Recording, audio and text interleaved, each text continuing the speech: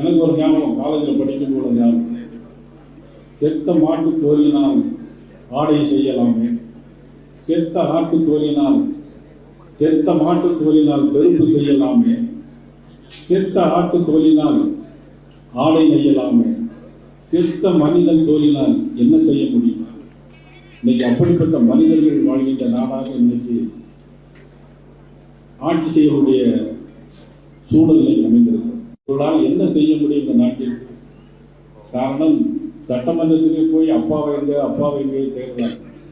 வீட்டில் போய் அம்மாட்ட கேட்டால் தானே அப்பா யாருன்னு சொல்லுவாங்க. ஆனால் சட்டமன்றத்தில் போய் அப்பாவை தேடினா யாரும் கிடையாது. இப்படிப்பட்டவர்களுடைய ஆட்சி தான் இன்னைக்கு நடந்து கொண்டு. அந்த மாதிரி சூழ்நிலையில் இன்னைக்கு பாரத பிரதமர் செய்த சாதனைகளை 1 மணி நேரம் 1.5 மணி நேரம் அல்ல உலக அளவில் இன்னைக்கு சொல்லிக்கொண்டே போகலாம்.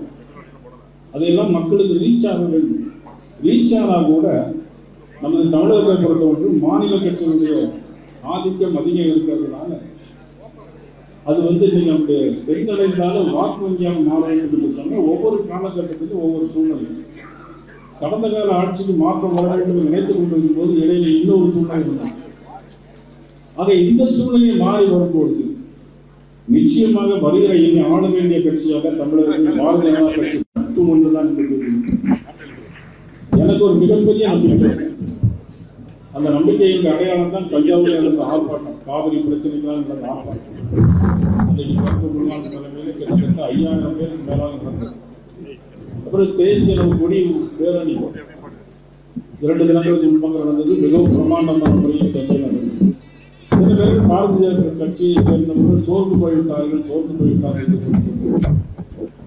இன்னைக்கு பாரதிய ஜனதா கட்சிக்கு மிகப்பெரிய தலைவர்கள் எல்லாம் பிரிந்து போய் கல்யாண் சிங் போன்ற மிகப்பெரிய தலைவர்கள் எல்லாம் இன்னைக்கு திரும்பி பாரதிய ஜனதா கட்சியை சேர்ந்ததுதான் வரலாறு.